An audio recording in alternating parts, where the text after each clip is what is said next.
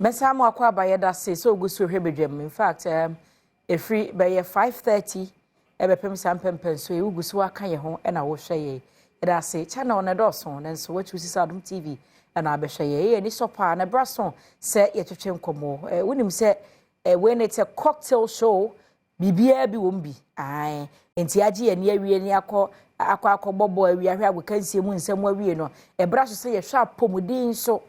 emunsem eno nti yenko Kelmed Pharmaceuticals Limited yenko hwe nu papa omudi abedwa so mama BC atena se na menkodo mo BC mache ene nso yeda foforo awrade aye oh adechina ho yefe forever young me das nyame ayade ye hwe Kelmed Pharmaceuticals Limited enura omudi abedwa so yemoboso ne yenhwe de enne yebedi ho nkomo pa me das pa me dai tiefo ase na mama omo ache anope me fi Kelmed Pharmaceuticals Limited and amaba mo nsra aban mu Kelmed ye adwumakuo wanwaso a okra nro ye ka nro papa efi India man mu eba Ghana man mu ha ndro no ebi ye BC56 cream a eye ekura dro na ebi ye pine leaf ye woni ointment and ye woni tablet eno ye for koko ana say piles ana hemorrhoids sa na ye wo iolate grab water for enkwala and Molly's massage oil and no see for enkwala. Okay. Nti ene de he na ye na BC and ye ekro de ekukuro no a enja ukotwa no sembe na waboshi se wo ka BC a BC ye ekro dro ba ko pe a ye wo man mu a eye anwanwade enkrofo aso bebre ahwe na we de edamufu a BC ne ma ne dance no eyen habanma ene ye de aye side effect bia enim you ka BC a eye ekuro nso ye wo kuro ahoro bebre broni beka se ye open wound ene ye wo close wound nti open no ho asem ene ye ka an ekura eni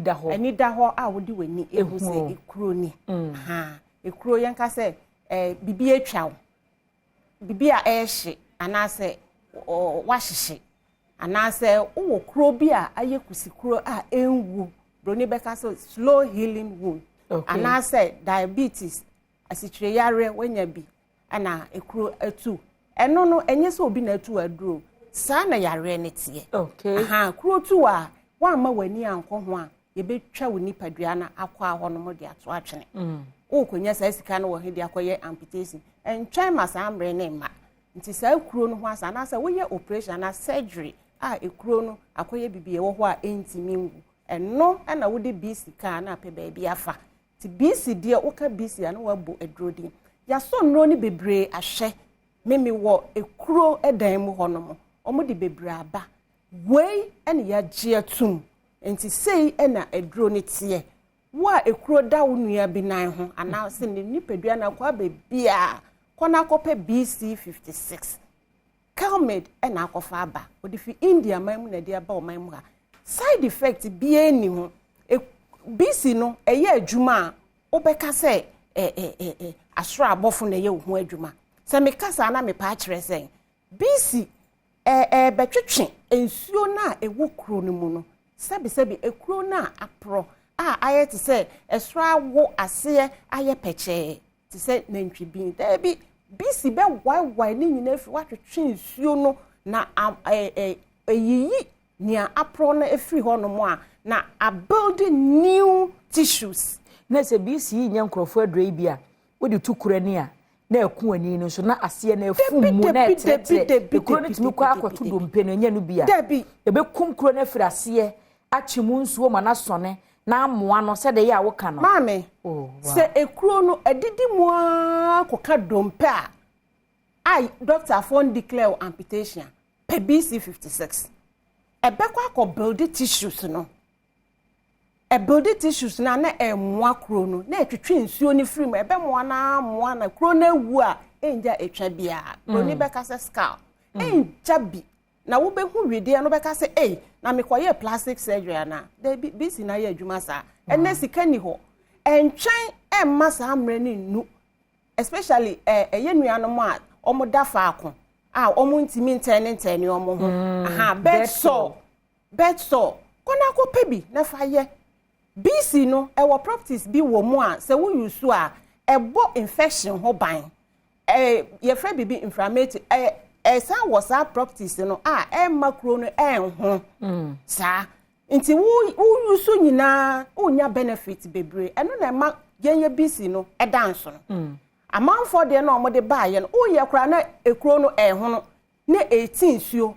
abrantie bi beto bi de koye third day and of friend me say mama BC me say papa o say me sorry ye na baby am nine da no afo na me say wow ye danyame ase nti e chensuo no sa ye denti yes an wo ye o say me die papa na me say ha ye mfa ye ni ntu say mpompo abo na nsuo ni gina mu ni ye mpa ya aha ba BC de wo de tukro no so a e betwetwe nsuo no na amoa no na ekunu prekope wo diabetes a enya wo last stop no entwen ema ekuro nku entwen me enkotwa wo nipadua no akwa ba bi ntotwene afa ye fra bibi debridement se ekuro no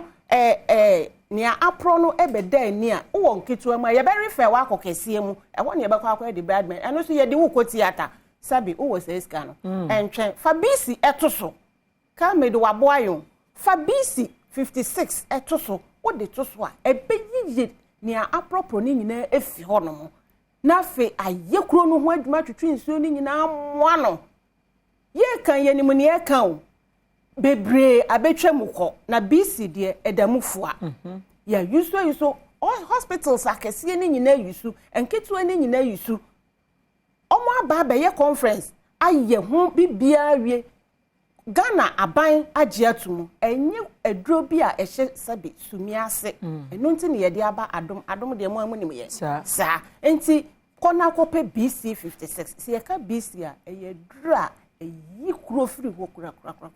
na kuro ni wunso a onkoye plastic surgery wow sa okay ye hwe enkwala so de no ye ni ho nkomo kakra Ayulabs gripe water sa na abatan bi ahia bi no wa boedro din ye ka Ayulabs gripe water eye haban ne ye de aye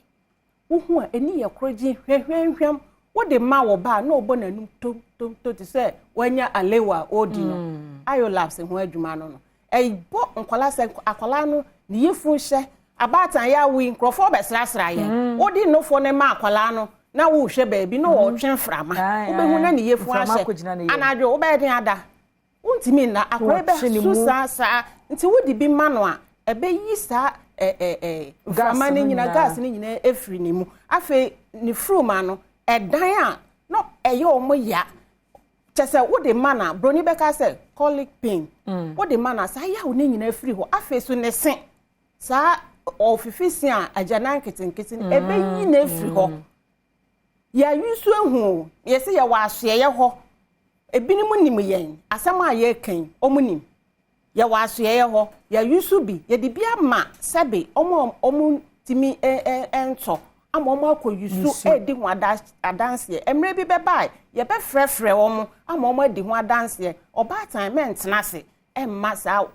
oba enkosa ya wonimu eya ha adwen anadu akwala ni ntimi nda ye kan say no obi hwe ye na no se me ka kire o abaya baako o send message wo Instagram ope Kelmed phone number na ntie na me ye ya na me ho ha me koye screenshot na mde ma no enuro no fa hen na obi pe bi ato a ebi okuma se ebi okofodua ebi o tifi mantem mu e fa hen na modi akogu anipa na bowura ho no ma obenya Kelmed nu papa ni bi ato me da ase maame kuku dam ne de eno ane Kelmed Pharmaceuticals Limited bowura pharmacy bia wo Ghana ha mpo amano ne obenya bi ato na se me bobo mia kakra bi a se wo pe bi obenya bi ato ansa na me bobo so no me de numbers ni tu jampa cho montro mame 055 266 7712 and 059 3870 883 afa me mamu mia ya mokọ ho no ma mo benya nro ni bi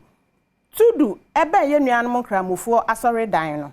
ena adabraka opposite Melcom na plaza okanshi Elohim ewo Adepa house okanshi Ashaman opposite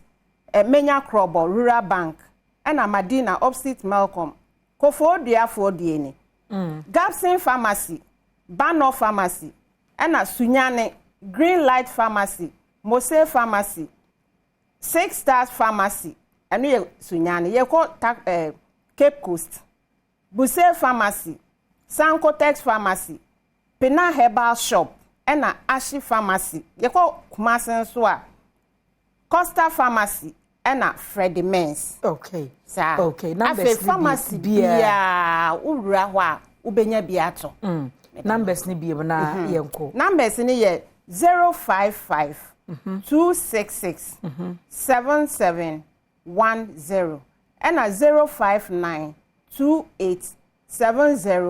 883. Okay. Meda sepa se ene wabechire nu papa ya Kelmed Pharmaceuticals Limited ede aba. Maka che se ne de uchiri mutan ekuro de no. Isu oja ne ha because meje nam de akofie. Na ba tan de ema bi mpa ho. Onnim da oba beti kokonua. Onnim da oba bebu afasoma ne hwene so atwitwie. Na afa obetu milika be ko na afa na wuchiri pharmacy kopebie. Enti animanimu ya no wotofa krom ana pharmacy bi eben wa we to bi kosi wumpeti. Fa bi koto wo nyem so a enkwada nduro no. Ayolabs any Mollis baby oil no. Pebi kwara to nkora na chi ansa na wawo akwada no se anu pay e na Kelmed Pharmaceuticals Limited akofa free India abaye a wo mu edi ho dwuma buso ye na ye homra na ye ba nkomo twetwe de to so mienu no me de beto aso bedwam so ni ye basisia.